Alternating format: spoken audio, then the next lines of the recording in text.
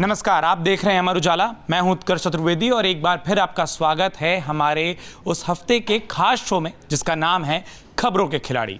वो शो जिसमें हम बात करते हैं हफ्ते में हुई तमाम बड़ी गतिविधियों के बारे में, तमाम बड़ी उठापटक के बारे में और उन राजनीतिक बयानों के बारे में जिसके अपने निहितार्थ होते हैं, जिसके अपने मायने होते हैं और देश की राजनीति को वो अक्सर किसी और जगह, किसी और मुकाम पर भी ले जाते हैं। इस हफ्ते कई बड़ी घटनाएं हुई, लेकिन उसमें सबसे बड़ी घटना रही है 2 राज्यों में चुनाव होना, मतदान का पूरा होना। बात हम कर रहे हैं मध्य प्रदेश और छत्तीसगढ़ की, और बिना किसी देरी के मध्य प्रदेश और छत्तीसगढ़ में जिस तरीके से बम्पर वोटिंग हुई है, खूब देर तक कतारें देखी गई, लोगों ने बड़े उत्साह के साथ जो मतदान किया, इस मतदान के मायने क्या रहे, आखिर इतनी भारी जो संख्या में लोग निकले हैं इसके अर्थ क्या निकलते हैं, इस पर बात करने के लिए हमेशा की तरह मेरे साथ एक बड़ा पैनल मौजूद है और बिना किसी देर के इनका परिचय कराऊं। सबसे पहले आज एक जो अक्सर खबरों के खिलाड़ी में परंपरा होती है उसको थोड़ा सा बदलते हुए, तोड़ते हुए विनोद जी सबसे पहले हमारे परिवार का हिस्सा, और आज पहली सीट पर हम हमेशा कहते हैं मैं होस्ट हूँ, मैं पीछे रहूँगा, लेकिन आज हमने उनको सामने। रामकृपाल जी, हमेशा आपका मार्गदर्शन, अनुभव हमें मिलता रहता है, आप हमारे साथ मौजूद हैं। प्रेम कुमार जी मौजूद हैं, लगातार हिस्सा रहते हैं, और इस पूरे मतदान के दौरान जो चर्चा हो रही थी उस चर्चा का भी आप हमारे साथ हिस्सा बने हुए थे। हर्षवर्धन त्रिपाठी जी मौजूद हैं, एक अंतराल के बाद फिर आप खबरों के खिलाड़ी का हिस्सा बने हैं। समीर जी लगातार कई सारी बातें जब मध्य प्रदेश और राजस्थान में चुनाव हो रहे थे तब हमारे साथ जुड़े हुए थे। गीता भट्ट मैम हैं हमारे साथ मौजूद हैं, और अवधेश कुमार जी आप हमारे साथ जुड़ गए हैं। बहुत बहुत स्वागत सर आपका भी। जब इस शो की शुरुआत हम कर रहे हैं और एक ऐसा चेहरा जब आप आए, सबका ध्यान आप खींचने में कामयाब भी रहे। बिना किसी देरी के, जैसा मैं कह रहा था, और आज क्योंकि कुछ परंपराएं हमने खबरों के खिलाड़ी के शो की तोड़ी हैं, विनोद जी पहला सवाल भी आज मैं आपसे ही लेना चाहता हूं। खूब वोटिंग हमको देखने को मिली और बड़ा अच्छा संकेत है जब इस संख्या में मतदाता बाहर निकले। बात करें, और अभी भी वो जो फाइनल नंबर हैं, जो अंतिम आंकड़े हैं, वो आने बाकी हैं। मध्य प्रदेश और छत्तीसगढ़ में इस हद तक वोटिंग होती है। आप लोगों ने काफ़ी चुनाव कवर किए, इतनी भारी संख्या में मतदान के मायने क्या? सबसे पहले तो लोग यही पूछते हैं। एक जमाना था, रामगोपाल जी बैठे हुए हमसे भी सीनियर हैं, हमारे संपादक रहे हैं, मैं तो हमारे तमाम गुरुओं में भी मेरे गुरु हैं जो, तो पहले इन सब चीज़ों के मायने लोग निकालते थे कि बम्पर वोटिंग हुई तो एंटी इनकम्बेंसी है या प्रो इनकम्बेंसी है। लेकिन पिछले 10-15 सालों से जितने चुनाव हुए हैं तो अक्सर देखा गया है कि अगर ज़्यादा वोटिंग हो गई तो सरकारें रिपीट हो गई, सरकारें बदल भी गई, दोनों तरह के नतीजे आए। कम वोटिंग हुई तो सरकारें बनी रही, सरकारें रिपीट हो गई। तो इसलिए वो जो एक कोई ऐसी स्थिति थी ना कि अगर बम्पर वोटिंग हुई तो यही होगा या कम वोटिंग हुई तो यही होगा, वो स्थिति अब है नहीं। क्योंकि लोगों के मन में क्या है ये किसी को पता नहीं होता है, और लोग वोट डालने निकलते हैं। कोई किसी को हटाने के लिए निकलता है, कोई किसी को बचाने के लिए निकलता है, दो ही के लिए निकलते हैं लोग। तो ये कहना मतलब मेरे लिए बड़ा मुश्किल है कि ये वोट जो ज़्यादा पड़ा है। एक तो इसका एक कारण ज़्यादा वोट पड़ने का तो मैं ये मानता हूँ कि जिस तरह से लगातार मीडिया के जरिए, चुनाव आयोग के जरिए हम सब लगातार लोगों को प्रेरित करते हैं कि भाई वोट डालने जरूर जाएं, वोट डालना एक नागरिक कर्तव्य है, एक संवैधानिक कर्तव्य है, एक जिम्मेदारी है, तो लोग इससे प्रभावित होते हैं और उसका असर भी दिखाई पड़ रहा है। जिस तरह कैंपेन चलाए जाते हैं, प्रधानमंत्री जी से लेकर के हर नेता अपील करता है कि भाई लोग मतदान जरूर करें, तो इसका असर पड़ता है। दूसरा, जो नए युवक हैं, नए वोटर बनते हैं, जो फर्स्ट टाइमर होते हैं, उनके अंदर बहुत उत्साह होता है। मैं भी पहली बार वोट डाला था, हालांकि हम लोगों के ज़माने में तो उम्र 21 साल वाली थी, 18 साल की तो राजीव गांधी के समय से हुई, तो बड़ा उत्साह था वोट डालने का। तो वो एक उत्साह जो होता है वो उसका भी एक बड़ा कारण होता है ज़्यादा वोट पड़ने का। और मध्य प्रदेश में तो बड़ा दिलचस्प है, हमारे और विशेषज्ञ बैठे हुए हैं, सचिन जी, समीर जी जो है वो तो काफ़ी मध्य प्रदेश को जानते हैं। मध्य प्रदेश में 2003 से लेकर के वोट हमेशा बढ़ता ही रहा है, बढ़ता रहा है, और दोनों तरह के नतीजे आए। 3 में बीजेपी सरकार आई, दिग्विजय सरकार गई, कांग्रेस ही गई। उसके बाद 8 में जो है फिर बीजेपी की सरकार रिपीट हुई, वोट ज़्यादा हुआ। फिर 13 में बीजेपी की सरकार रिपीट हुई, लेकिन 18 में बदल गई। तो ये इस तरह के नतीजे जो है, इसलिए मैं कह रहा हूँ कि मैं इसके कोई बहुत मायने नहीं निकाल पा रहा हूँ। हाँ, जो लोग ग्राउंड पे रहे होंगे उन्होंने अगर देखा होगा क्या नैरेटिव चला। देखिए, मध्य प्रदेश में 3 तरह के नैरेटिव थे। एक नैरेटिव जो कांग्रेस ने चलाने की कोशिश की वो परिवर्तन का था, बदलाव का नैरेटिव था। दूसरा नैरेटिव जो बीजेपी ने चलाने की कोशिश की कि भाई दोबारा मतलब बीजेपी की सरकार बनी रहे, स्थायित्व का, स्थिरता का जी, स्थिरता और परिवर्तन, ये 2 नैरेटिव आपस में टकराए। तीसरा नैरेटिव था जो हमारे आपके जैसे पत्रकारों का था कि कांटे की टक्कर है, कांटे की टक्कर है, मतलब वो बड़ा सबसे सेफ गेम होता है कांटे की टक्कर बोलना। उसमें क्या होता है कि जो भी जीतेगा, भाई हमने तो कहा था कांटे की टक्कर है, वो निकल गया तो हम क्या करें। तो इसलिए मेरे हिसाब से इसका मैं इसको इसी रूप में देखता हूँ, इस वोटिंग परसेंटेज। जो आपने कहा, यही सवाल मैं रामकृपाल जी आपके लिए लेकर आना चाह रहा था। कई लोगों का ये कहना है कि जो खूब वोटिंग हुई है उसका एक मायना तो ज़रूर निकाला जा सकता है कि वो अनक्लियर जो था मैंडेट की 2, 4, 5 का अंतर, वैसा कुछ नहीं है, सरकार इस पार या उस पार, लेकिन मजबूत सरकार वाला मैंडेट या मजबूत सरकार वाला स्थायित्व वाला वोट ज़्यादा दिखाई दे रहा है। जो भी नतीजा आएगा मुझे लगता है कि पूर्ण बहुमत, स्पष्ट बहुमत मिलेगा जिस भी पार्टी को मिलेगा। देखिए, विनोद जी ने जो कहा उससे मैं सहमति व्यक्त करता हूँ। मैं थोड़ी सी उसको आगे बात बढ़ाता हूँ। मैं सिर्फ मध्य प्रदेश के बारे में नहीं कह रहा हूँ, जनरल ही।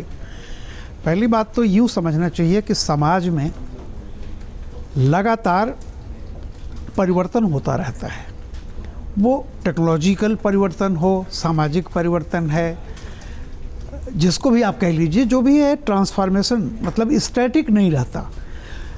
तो जो परिवर्तन हो रहा है हमें ये भी देखना चाहिए, जैसा हम पिछली बार भी आपके यहाँ पर कह रहे थे, कि जिसको हम कहते हैं कि सोशियो इकोनॉमिक पॉलिटिकल कॉन्ट्रडिक्शंस, वो भी बदलते रहते हैं स्थितियों के हिसाब से। कभी आप देखिए कि जब आज के 20 साल 25 साल पहले राज्य की स्थिति क्या होती थी। बहुत अच्छा आर्टिकल लिखा था स्वामीनाथन अंकलेश्वर अय्यर ने कि स्टेट में एक आदमी है, खेती करता है, अब उसका सुबह से लेकर के रात तक उसके सामाजिक सरोकार या जो भी कहिए, आर्थिक सरोकार, राजनीतिक सरोकार क्या हैं।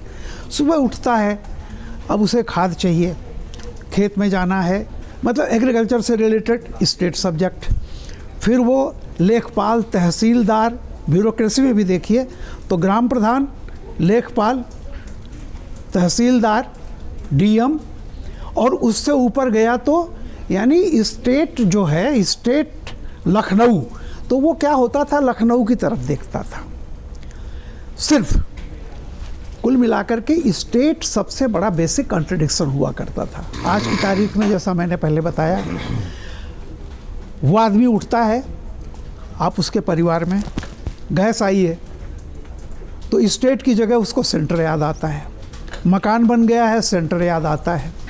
अब आप देखिए, पहले जो था कि सेंटर का मतलब होता था पोस्ट ऑफिस और रेल।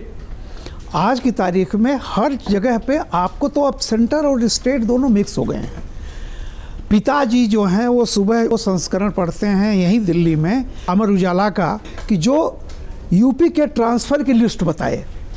बेटा वो खबर पढ़ता है, बेटे का मुंह दिल्ली की तरफ है, कनॉट प्लेस, वो मुंबई, दिल्ली, संघाई उसकी तरफ देखता है। उसका जो कॉन्ट्रडिक्शन है वो बाहर है, स्टेट कैपिटल से उसका भविष्य नहीं बनने वाला है। पिताजी उधर देखते हैं, तो दो लोग हैं, एक ही प्रोडक्ट है, दोनों के वो हैं। तो मैं नटसेल में अब इस पर आ रहा हूँ कि देखिए, हम जो लोग ये सोचते हैं फ्री बीज सारी चीज़ें, हाँ इनका असर पड़ता है, लेकिन जैसे परीक्षा में सिर्फ एक सवाल का जवाब दे के आप नहीं पास हो सकते, ऐसे ही इलेक्शन में भी केवल एक मुद्दा कोई चीज़ नहीं होता। देखिए, पहला है निजी हित कि मेरे जीवन में क्या सुधार आया, दूसरा है सामाजिक जीवन में क्या बदलाव आया, तीसरा राष्ट्रीय हित, यानी पहला निजी हित, सामाजिक हित, राष्ट्रीय हित, और इस तीनों के अलावा एक है स्थायित्व। बहुत दिनों से वोटर ये नहीं चाहता है कि 6 महीने की सरकार आए, तो वो अपवाद हो सकता है, लेकिन मैं जनरल बात कर रहा हूँ। तो ये 4 चीज़ें मैं हमेशा मानता हूँ कि ये 4 प्रश्न उसके सामने होते हैं, निजी हित, सामूहिक हित, राष्ट्रीय हित और स्थायित्व। ये चारों सवाल होते हैं। अब इन चारों सवालों पर सिर्फ स्टेट ही नहीं, मैं अब ये भी कह रहा हूँ केंद्र भी उसमें आ गया है। तो ये सारे सवाल होते हैं। और दूसरा जो आप कह रहे थे कि देखिए, हमें ये सोचना चाहिए, हमारे यहाँ जो टोटल इस समय हमारी जो डेमोग्राफी है, 60% हमारा जो वोटर है यूथ है, और उसकी एवरेज एज 40 से नीचे है, यानी 18 से 35 मान लीजिए। अब आप ये सोचिए कि वो लगातार किस एज से चला था, वो MTNL की एज से चला था लैंडलाइन का इस्तेमाल करते, आज उस पर आ गया है। तो उसकी लाइफ में बहुत चेंज हुआ है जी। और जिस तरह से पूरी दुनिया में राजनैतिक, सामाजिक, आर्थिक परिवर्तन हो रहे हैं और जिस तरह से टेक्नोलॉजिकल इंफॉर्मेशन हो रहा है, पहले किताब पढ़ने के लिए आपका साक्षर होना ज़रूरी था। आज घर घर टीवी है, जो नहीं भी साक्षर है वो भी ये देख लेता है कि न्यूयॉर्क में क्या हो रहा है, गाज़ा में क्या हो रहा है, इज़राइल में क्या हो रहा है और कैसे क्या है, उसको भी इन्फॉर्म इतने है। तो जैसे जैसे सोशियो इकोनॉमिक पॉलिटिकल एम्पावरमेंट होता है, आदमी इसलिए नहीं कि किसी को हराने के लिए, किसी को जिताने के लिए, डेमोक्रेटिकली उसका एक लगता है कि वोट डालना हमारा एक राइट है और ये चीज़ लगातार बढ़ रही है और मुझे इस बात की खुशी है। हालांकि इसमें एक क्लास ऐसा होता है ना जो बहुत ही, जिसको कहते हैं ना, जिसके वोट से म्यूनिसिपल कॉरपोरेशन नहीं जीता जा सकता, बहुत पढ़ा लिखा वहाँ पे कम है, लेकिन जो मिडिल क्लास, जिसको हम लोग कहते हैं कि जो बेल कर्व बनता है, तो उसमें मिडिल क्लास सबसे ज़्यादा आता है, बहुत बड़ा होता है। तो वो मिडिल क्लास मेहनत कश किसी भी रूप में, चाहे इंजीनियर हो, डॉक्टर हो, कुछ भी हो, और एक फैक्ट्री का वर्कर है, किसान है, सारे लोग यहाँ पे सोशियो इकोनॉमिक चीज़ें तेज़ी से बढ़ रही हैं और लोकतंत्र पहले की तुलना में मजबूत हो रहा है। आप याद कीजिए, मैं ज़्यादा दिन की बात नहीं कर रहा हूँ, 2004-05 में एक ऐसी क्राइसिस आई थी कि किसी के घर में ड्राइंग रूम में पॉलिटिक्स की बात नहीं होती थी। पॉलिटिकल सब्जेक्ट के जितनी मैगजीनें निकलती थी उनकी बिक्री नहीं होती थी। एक हाउस के बहुत बड़े मैगजीन के संपादक ने कहा कि भाई कोई पॉलिटिकल पढ़ ही नहीं रहा है, लेकिन एक ऐसा दौर आया कि आज बस में भी राजनीति की बात होती है, बाज़ार में चले जाइए, कहीं भी चले जाइए। तो सोशियो पॉलिटिकल कॉन्शसनेस जैसे जैसे बढ़ती है, मैं इसको बड़ा एक स्वस्थ मानता हूँ कि 78% या 80% के आसपास मध्य प्रदेश में जो पोलिंग गई है, नतीजा कुछ भी हो, लेकिन ये भारत के लोकतंत्र के लिए बहुत अच्छी बात है। हर्षवर्धन जी, मैं आप पर आता हूं, और ये जो हम आंकड़ों की बात कर रहे हैं, मध्य प्रदेश के बारे में कहा जा रहा है, मध्य प्रदेश ने अपने ही रिकॉर्ड को तोड़ा है मतदान के मामले में। छत्तीसगढ़ के नंबर भी अपडेट लगातार हो रहे हैं, वो नंबर होते रहेंगे क्योंकि अब वो पूरा एक दिन का भी प्रोसेस लगता है चुनाव आयोग को। जो बाहर निकले हैं वोटर, रामकृपाल जी ने भी उस बात का जिक्र किया कि उस तरीके से पर्यावरण बना, माहौल बना, एनवायरनमेंट बना।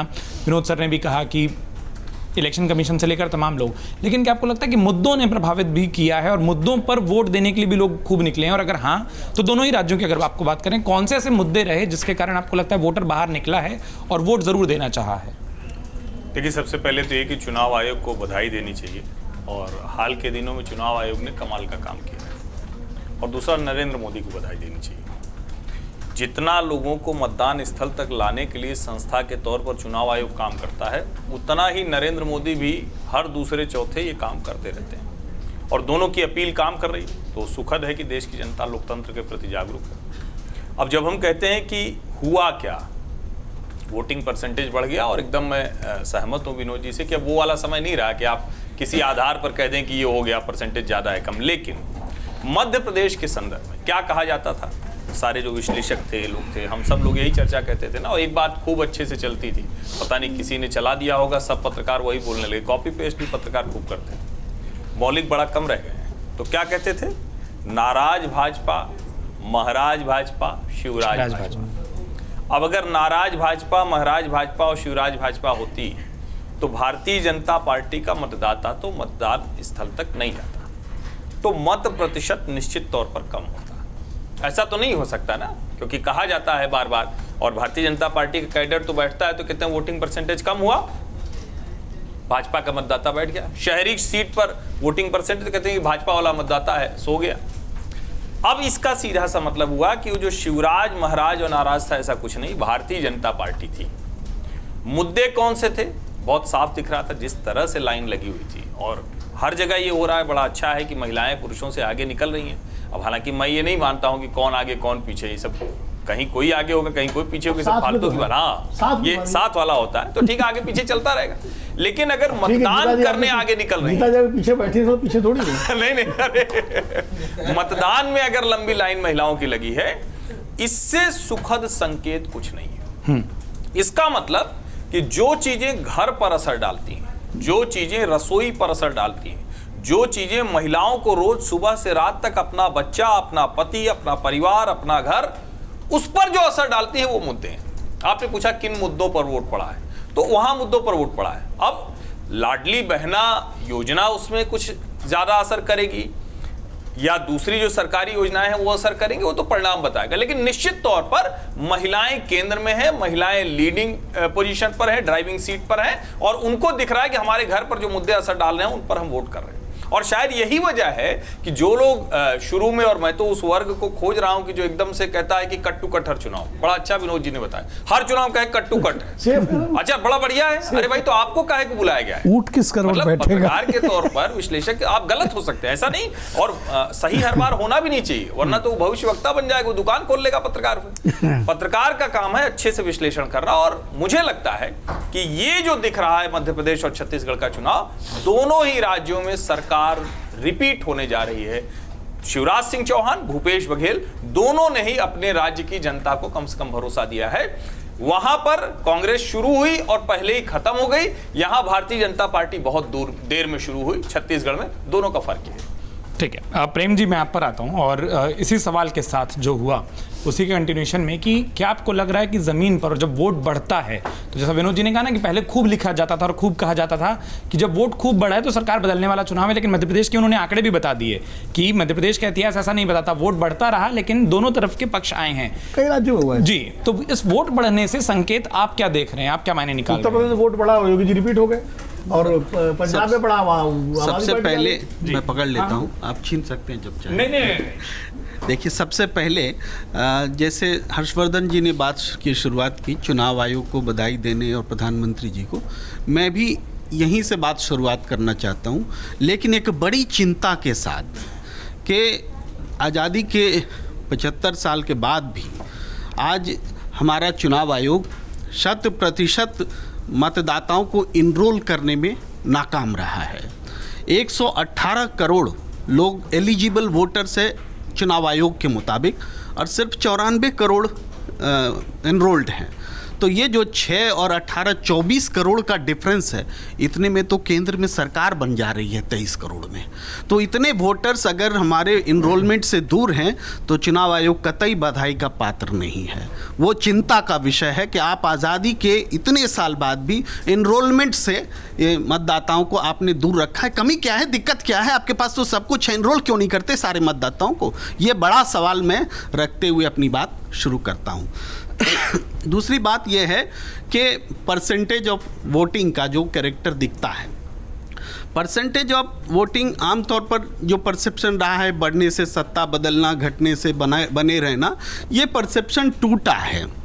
और बीजेपी की सियासत की इसके लिए है, उसको क्रेडिट देना होगा कि सरकारें उसकी रिपीट हुई हैं और कई बार इस चीज़ को तोड़ा है। लेकिन डबल इंजन की सरकार में जहाँ पर कि वोटिंग परसेंटेज बढ़ने के बावजूद सरकार सत्ता में न आए, ये भी मध्य प्रदेश ही उदाहरण बना था पिछले चुनाव में कि वोट प्रतिशत एग्रेसिव हुआ, बढ़ गया, फिर भी सरकार बदल गई। मतलब बीजेपी ने जो परंपरा डाली थी वो बरकरार नहीं रखी, उसको तोड़ने का काम मध्य प्रदेश ने किया था। इस बार भी एग्रेसिव वोटिंग है, तो मध्य प्रदेश का ट्रेंड तो बता रहा है कि सरकार बदल रही है। अब बहुत सारे लोगों को लगेगा कि नहीं, जस्टिफाइड कैसे, या एक ही बात से हम कैसे मतलब निकाल लें, या नहीं भी निकाल सकते यही। लेकिन मैं जो 2-3 कारण देख रहा हूँ कि 2-3 फैक्टर है जिसको एनालाइज करने की ज़रूरत है। जैसे महिलाओं का वोट प्रतिशत बढ़ जाना, निश्चित रूप से ये बीजेपी को उम्मीद है कि लाडली योजना का असर होगा और महिला मतदाता सामने आई हैं तो उसका ज़्यादा चंक उनको मिला होगा, ये वो पॉजिटिव सोच सकती है, उनको पूरा हक है, उम्मीद भी उनको रही होगी या है। लेकिन यहाँ मतदाताओं में हमने देखा जो वो 7 जिले जहाँ पर कि महिला मतदाता पुरुष से ज़्यादा हैं, वहाँ पर जो 76% तक का जब आया था, अब तो वो थोड़ा और बढ़ गया है, उस समय तक की स्थिति में 7 में से 3 जिले अलीराजपुर है, बड़वानी है, झाबुआ है। इन 3 जिलों में एट पार से महिलाओं ने कम वोट किया है, एवरेज वोटिंग से महिलाओं ने कम वोट किया है, और 4 में महिलाओं ने ज़्यादा वोट किया है। तो यहाँ पर भी हम देखते हैं महिला वोटों का तो बड़ा नज़दीकी मामला है, ऐसा नहीं कि सब जगह महिलाएं उठ करके वोट कर रही हैं। दूसरा फैक्टर है आदिवासी वोटर। आदिवासी वोटर जो मध्य प्रदेश में सरकार बदलने में भूमिका निभाते रहे हैं। पिछली बार भी ये स्थिति थी कि 32 सीट अगर कांग्रेस के पास थी तो 16 बीजेपी के पास थी। उससे पहले उल्टा था, 34 सीटें बीजेपी के पास थी और 12 या 16 मैंने 34 और 14 48 में 14 कांग्रेस के पास में थी। ये स्थिति थी। तो इस बार आदिवासी इलाकों में बम्पर वोटिंग हुई है, तो ये वोटिंग इसके मायने आप देखेंगे।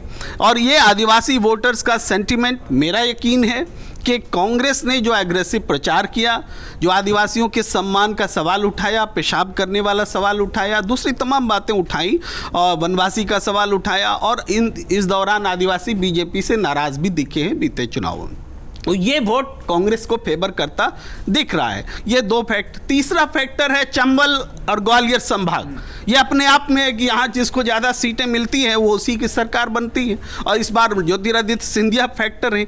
तो इस इलाके में ये जो हर्षवर्धन जी कह रहे थे ना, याद दिला रहे थे नाराज पार्टी, महाराज पार्टी और 3 तरह की बातें, तो ये इसका जो टेस्ट होगा इस इलाके में टेस्ट होगा कि महाराज पार्टी जो है वो वास्तव में एग्रेसिव वोटिंग किया, किसके लिए किया, या एंटी महाराज पार्टी ने किसके लिए किया है, जिसको बीजेपी से नाराज पार्टी बोले, वो है। ऐसा नहीं कि घर बैठ जाना ही प्रवृत्ति होती है बीजेपी कार्यकर्ताओं की। ये भी दिखेगा कि बीजेपी कार्यकर्ता एग्रेसिवली भी वोट करते हैं अगर नाराज रहते हैं। तो इसका टेस्ट करने का स्थल जो है चंबल संभाग है। यहाँ अगर कांग्रेस ने पिछला प्रदर्शन दोहरा दिया तो निश्चित रूप से सरकार कांग्रेस की आ रही है। ये 3 कैटेगरी मैंने बताया आपको। ठीक है, आप एक हाँ। उत्कर्ष जी, मैं थोड़ा सा जी। प्रेम जी सारी बातें असहमति का सम्मान, लेकिन मुझे लगता है कि ये थोड़ा सा ज्यादती उन्होंने कर दी। शुरुआत ही हमेशा नकार से करना, और इतना नकार से करना। चुनाव आयोग को आप कह रहे हैं कि मैं बधाई नहीं दूंगा क्योंकि 100% नहीं हुआ।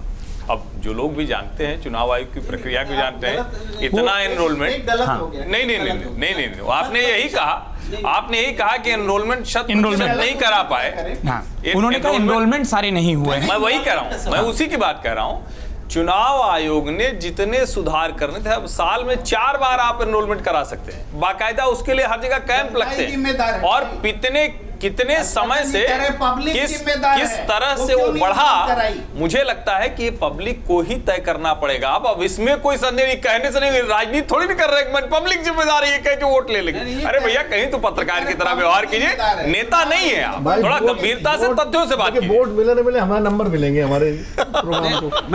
मैं संक्षेप में यही कह रहा हूं, चुनाव आयोग को रिस्पांसिबिलिटी लेनी पड़ेगी कि हम वो ले ही रहा है, 100% एनरोलमेंट नहीं नहीं कर ले रहा है वो। सके। आजाद हिंदुस्तान में 75 साल बीत गए, हमारा सारा वोटर एनरोल नहीं है, और छोटी आबादी संख्या नहीं है। मैं कह रहा हूं जितने में केंद्र की सरकार बन रही उससे ज्यादा आबादी वो एनरोल नहीं है। छोटी बात है क्या? पर हर जी कहने अगर लोग खुद ही निकल कर नहीं आ रहे हैं सामने, तो उसके लिए सर एक लाइन खाली, जो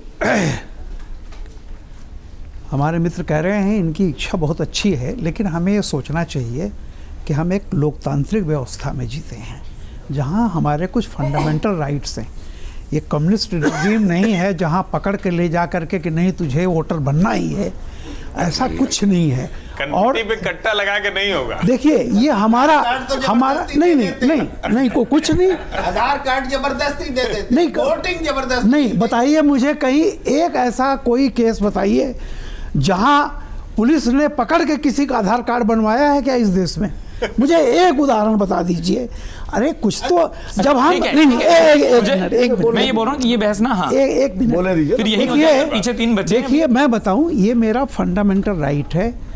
अज्ञे जी की एक भवंती किताब है, उसमें वो डायरी है उनकी 3 डायरियां हैं, भवंती, अंतरा, शाश्वती। अज्ञे ने उसमें एक जगह लिखा है, हालांकि कि पहली जनगणना हो रही थी तो मैं विदेश में था, दूसरी जनगणना हो रही थी तो मैं यात्रा में था, भारतवर्ष में घूम रहा था, तीसरी जनगणना हुई तो मैं कुछ और कर रहा था, तो मैं तो इस देश में गिना ही नहीं गया हूँ।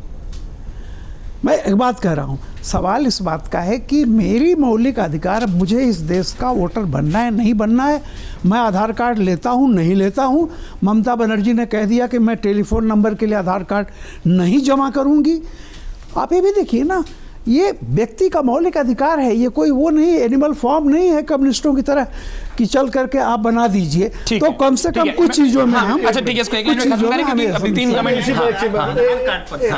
मैं बोला ना सर, ये आधार कार्ड से फिर बहस। हाँ मैं देखिए रामगोपाल जी की बात बिल्कुल सही है और मैं सहमत हूँ 100% कि ये कम्युनिस्ट या नॉर्थ कोरिया टाइप नहीं है, लेकिन एक उसमें मैं सुझाव देना चाहूँगा, मैं काट देना चल, हाँ। सुझाव ये देना चाहूँगा, जैसे पैन कार्ड आपने मैंडेटरी कर दिया कि हर अगर आपको कोई आर्थिक ट्रांजेक्शन करना है तो पैन कार्ड मस्ट है, आधार कार्ड भी लगभग सब जगह मैंडेटरी हो गया है। ऐसे ही अगर वोटर आईडी कार्ड को भी सरकार मैंडेटरी कर दे कि भाई इस काम के लिए जरूरी है, तो मुझे लगता है शायद लोगों के अंदर प्रेरणा आएगी और लोग ज्यादा उसमें भी आगे गई है। आधार कार्ड और वोटर आईडी कार्ड को जोड़ने के लिए बस काम शुरू हो गया, उसमें काम एक ही लाइन में काम हो रहा है। एक ही लाइन वही कह रहा हूं, वो हो रहा है। बिल्कुल आप कह रहे हैं वही। सर एनरोलमेंट के लिए मैं सिर्फ ये बोलना चाहता नहीं, हूँ, pan card Ramkripal sir, mandatory नहीं है। एक पूरी किसान गांव में किसी का पैन कार्ड नहीं है। नहीं सर, अब तो- किसान नहीं है भाई, मैं गांव का हूँ। मैं यही कह रहा हूँ, देखिए, अच्छा ये बहस सर बहुत टेक्निकल हो जाएगी। सर अब बोलना चाहता हूँ कि आपने कहा स्वैच्छिक है आधार कार्ड, ये स्वैच्छिक इसलिए नहीं है क्योंकि आधार कार्ड को हमारी सभी जरूरतों से जोड़ दिया गया है। आधार बस कार्ड वही बात नहीं है है। तो हम घर में रेंट नहीं ले सकते, आधार उधर कार्ड भी नहीं हम जाएंगे, फोन यही नहीं ले बात है। सकते, तमाम चीजें की गई हैं, तो इसलिए ये स्वैच्छिक नहीं है। बिल्कुल, इस पे अब मैं बोल रहा हूँ ये आधार कार्ड, पैन कार्ड और फिर ये कार्ड पर। हाँ, बहुत देर से एक बात गीता मैम जो इस पैनल में आई है और मैं उस सवाल को रोक कर रख रहा था, हालांकि उसकी चर्चा हो गई, वो ये कि जो महिलाओं की कतारें हैं, कल भी जब हमने चर्चा की खूब तस्वीरें देखी। सीधा सवाल, मध्य प्रदेश और छत्तीसगढ़ की बात नहीं हुई, लेकिन वहाँ पर भी इस तरीके की तस्वीर दिखी। और दिवाली के एन पहले हमने देखा, चाहे भारतीय जनता पार्टी हो चाहे कांग्रेस हो, वो एक ऐसी ही स्कीम लेकर आई कि 12,000 और 15,000 रुपये महिलाओं को सालाना दिए जाएंगे। क्या ये चुनाव खत्म होते होते तक, ढेर सारे मुद्दे चले, महिला केंद्रित चुनाव हो गया? आपका ऐसा मानना है, आकलन है? उत्कर्ष जी, मैं समझती हूँ एक तो पहली बात, जैसे कि जो ये चुनाव आयोग से भी जुड़ी हुई बात है, प्रेम जी ने जो कहा उससे मैं इस बात को कहना चाहूँगी कि अब आप ये देखना चाहते हैं कि ग्लास 3/4 भर गया है या 1/4 खाली है। तो बहुत सारे जो एक माइलस्टोन्स हैं चुनाव आयोग के द्वारा, उन्हें पूरा किया गया है। और अब क्योंकि टेक्नोलॉजी का इतना एक स्वस्थ इंटरवेंशन है, जिससे कि लगातार चुनाव आयोग के काम में और सहूलियत हो रही है, और आशा है कि आगे आने वाले समय में जो लोग छूट गए हैं उन तक भी यह बात पहुंचेगी या उनके अंदर भी ये प्रेरणा आएगी कि वो अपने आप को एनरोल कराएं, क्योंकि वो तो स्वयं व्यक्ति को जाकर ही एनरोल कराना पड़ेगा। कैंप लगते हैं, लेकिन मतलब स्वतः उठकर घर से तो जाना ही पड़ेगा व्यक्ति को। दूसरी बात ये कि बिल्कुल अगर आप देखें तो बहुत ही एक खुशी का माहौल था, बड़ा उल्लास हुआ देखकर कि जिस प्रकार रायपुर में तो बल्कि जो एक जगह जहाँ पे मतदान हुआ वहाँ तो सारा जो प्रभारी थे काम के, वो सारी महिलाएं थी जिन्होंने देखा पोलिंग बूथ्स को। तो वो भी एक बड़ा, जिसे चुनाव आयोग को उसके लिए भी जो है वहाँ के स्टेट की भी और सेंटर की भी, उन्हें भी बधाई इस बात की। और एक जो बड़ी अच्छी बात, जो महिलाओं के अंदर जो एक इस बात को लेकर जागरूकता आई है अपने वोटिंग राइट्स को लेकर, अब उसको उस बात को लेकर, साथ ही साथ अगर हम देखें तो जाति पंथ से ऊपर उठकर, ये एक जो मुझे बहुत महत्वपूर्ण बात लगती है कि जहां बहुत सारे राजनीतिक दल जाति के आधार पर वोट मांगने का प्रयास करते हैं और पंथ के नाम पर वोट मांगने का प्रयास करते हैं, वहां आज जनता के बीच में, समाज में एक महिला वर्ग के रूप में, एक वोटिंग सेक्शन के रूप में उभर कर आया है जो इनसे ऊपर है। और वो एक बड़ा, एक मैं समझती हूँ कि पॉजिटिव डेवलपमेंट है, सकारात्मक है अपने आप में, कि महिलाएं आगे बढ़कर अपने विषयों को लेकर, जिनका कि उनके जाति पंथ से कोई लेना देना नहीं है, उन विषयों को लेकर, अपनी गृहस्थी से जुड़ी हुई के जो विषय हैं उनको लेकर वो अपने मतदान के अधिकार का सदुपयोग आगे आने वाले समय में करेंगी। तो ये देखकर बहुत ही हश्र हुआ है।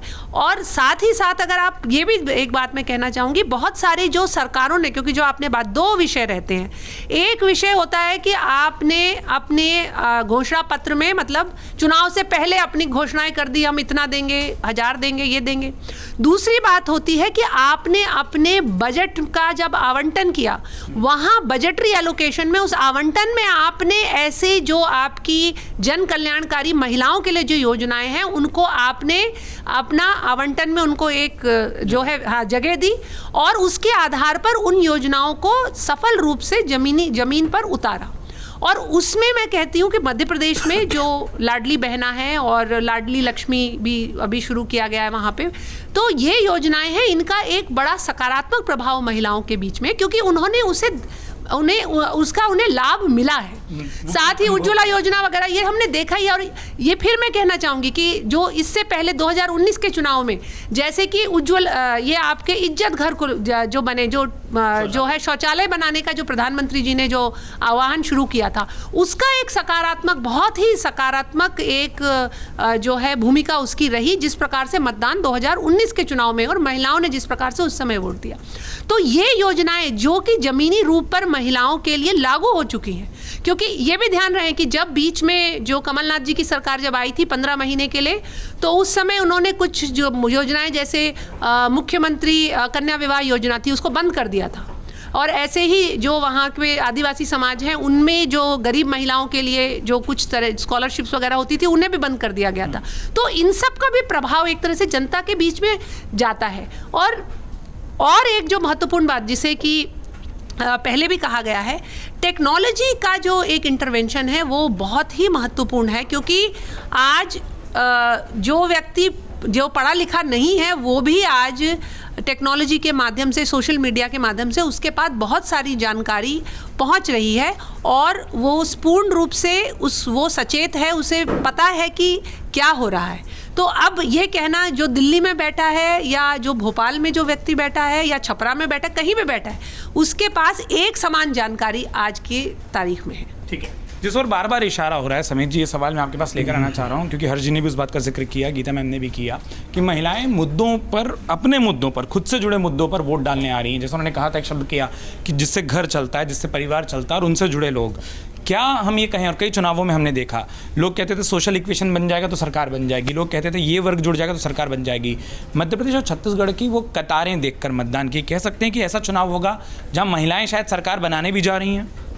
बिल्कुल, मुझे लग रहा है इस महिला सेंट्रिक चुनाव रहा। ये दोनों दलों ने महिलाओं को लेकर घोषणा पत्र, अगर आप देखोगे भारतीय जनता पार्टी का संकल्प पत्र भी देखोगे आप, चाहे वो छत्तीसगढ़ का हो या मध्य प्रदेश का हो, मुझे लग रहा है कि राजस्थान, दोनों जगह मध्य प्रदेश और छत्तीसगढ़ में महिलाओं को केंद्र में रखा गया है। और शिवराज सिंह चौहान की तो योजना ही मतलब महिला सेंट्रिक रही है, लाडली बहना योजना रही। उसके बाद कमलनाथ ने भी घोषणा की थी कि आएंगे तो महिलाओं को 10,000 रुपये महीना देंगे, प्रियंका गांधी भी इस बात की घोषणा कर चुकी थी।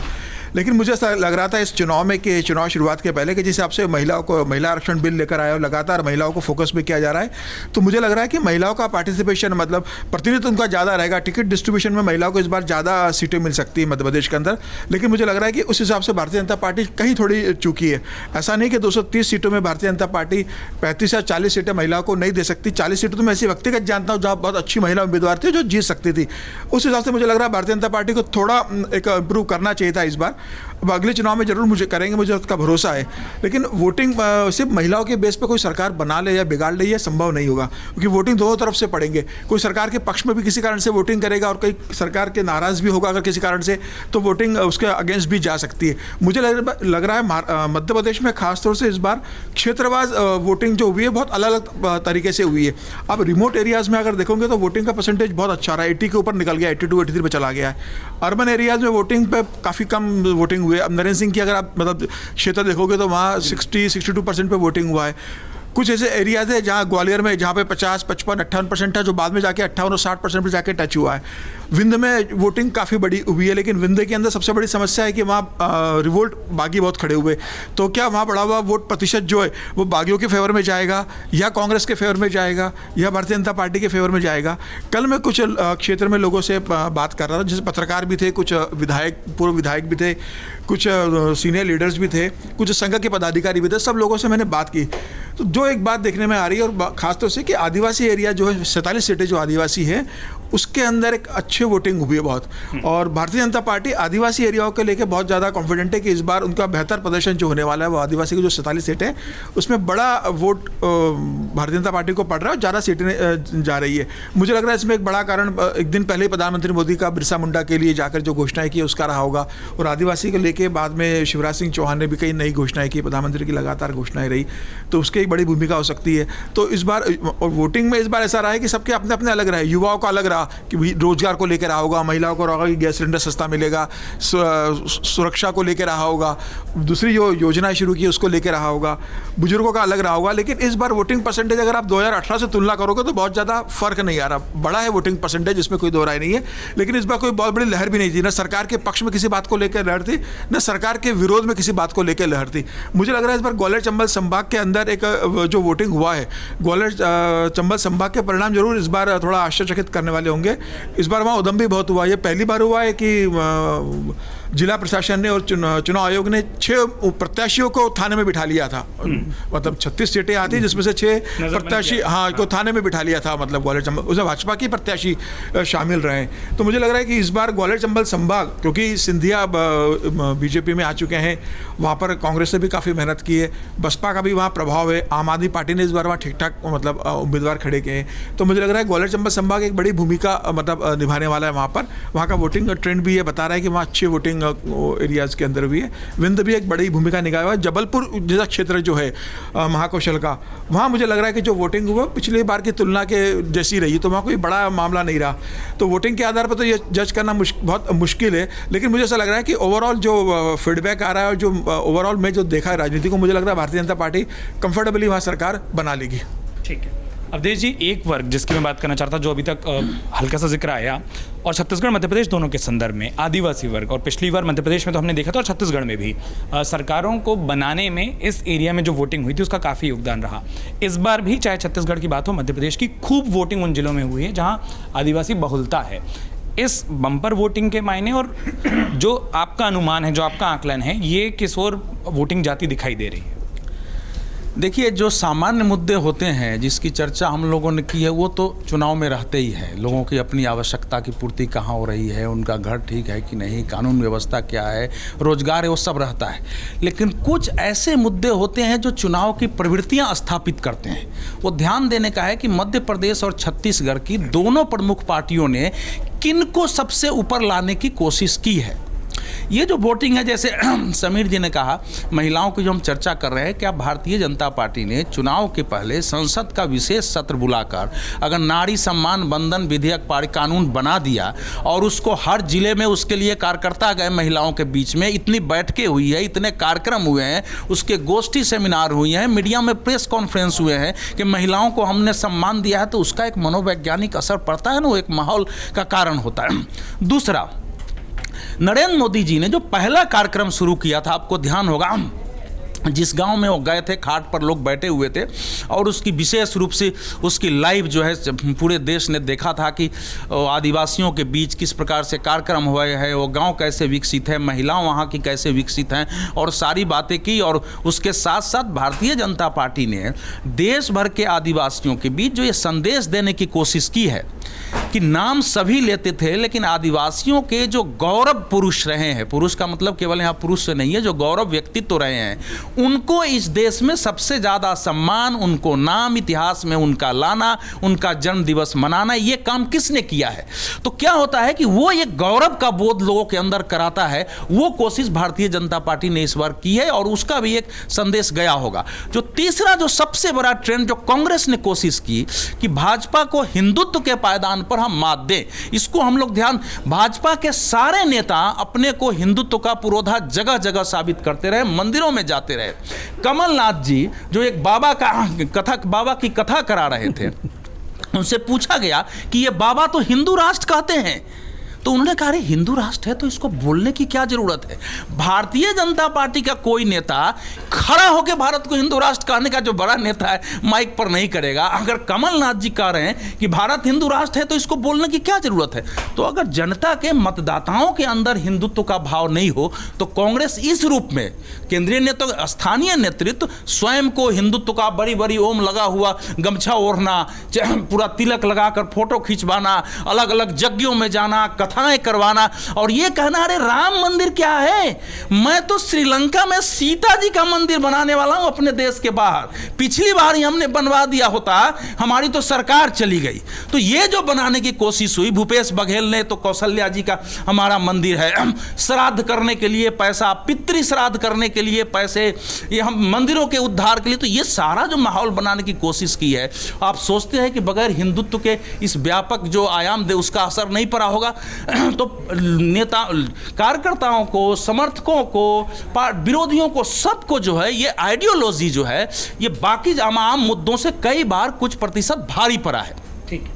तो दोनों जगह के मतदानों में एक बड़ी भूमिका इसकी रही है। भारतीय जनता पार्टी के बारे में पहले था कि भारतीय जनता पार्टी शायद पीछे पड़ रही है, कांग्रेस थोड़ा आगे है, लेकिन हर्षवर्धन जी ने भी कहा वही सच्चाई है कि धीरे धीरे भाजपा ने जो एक लीडर पर निर्भरता के चरित्र को हटाकर गैलेक्सी ऑफ लीडरशिप स्टेट के सामने प्रेजेंट कर दिया कि ये सारे लोग आपके सामने हैं, इसमें से जीत के आएंगे, कोई भी मुख्यमंत्री हो सकता है, योग्यता के आधार पर होगा। तो उससे कार्यकर्ता समर्थकों का असंतोष भी दूर हुआ, सबने काम किया। हालांकि जैसा बता रहे थे, जो सबसे कम मतदान का प्रतिशत वाले राज्य उसमें भिंड भी है, उसमें ग्वालियर है, उसमें भोपाल है, इस सब में 70% के नीचे मतदान हुआ है।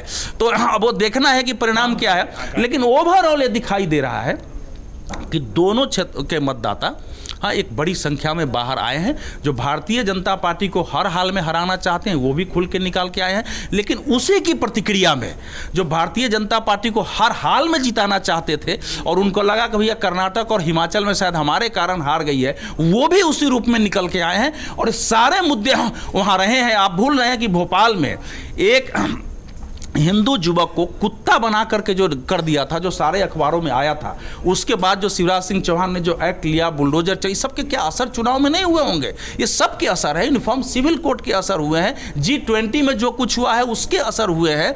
तो वो सारे, और कल जो मोदी जी हम लोग बैठे हुए थे, जो वहाँ से आदिवासियों के बारे में बोल रहे थे, विनोद जी भी थे, वो जो लाइव चल रहा होगा वो 11-12 बजे रहा होगा, 12 बजे के आसपास जो बोल रहे थे वहाँ से अपने कार्यालय से, तो लाइव में वो सब भी जाता है। तो कुल मिला के हुआ है। लेकिन मैं ये कह रहा हूं कि इस बार मध्य प्रदेश में जितनी हिंसा हुई है, मतलब जितने लोगों को नजरबंद किया गया है, तलवार निकली है काटने के लिए, एक आदमी को काट दिया है वहां, ये ट्रेंड जो है मध्य प्रदेश में बहुत कम देखने को, थोड़ा सा मैंने बुंदेलखंड का वो वाले एरिया में थोड़ा होता था, लेकिन इस बार जगह जगह ये चीजें हुई है, ये बड़ी हैरत में डालनी है। और अंत में जो छत्तीसगढ़ में मुझे पता चला है कि मुझे ये पत्रकारों ने बताया कि भाई वहाँ तो चिकन बढ़िया पैक कर कर के और बासमती चावल और उसके साथ मसाले और कुछ पैसे भी घर का, अगर इसमें सच्चाई है तो ये भी चुनाव को प्रभावित करेगा। लेकिन मुझे प्रेम जी पर जरूर एक बात कहनी पड़ती है कि इनको इतना दर्द किस चीज़ का होता है हर चीज़ में, माने कहाँ से इन्होंने इतना दर्द पाला है कि कुछ भी पॉजिटिव है उसको नहीं देखना और केवल दर्द उसने देखना। तो मुझे एक शेर इनके लिए याद आ रहा है, 2 शेर है, मैं पढ़ के अपनी बात खत्म कर रहा हूँ। क्या है कि मैं पहले जो इनका ट्रेंड था, हर्षवर्धन जी, समय की धारा बहे जाती थी उनकी मुस्कुराहटों को देखकर, न ऐसी खबर थी न ऐसा एतबार था कि कभी जीवन में ऐसा दर्द भी मिल सकता है। कौन सा दर्द है?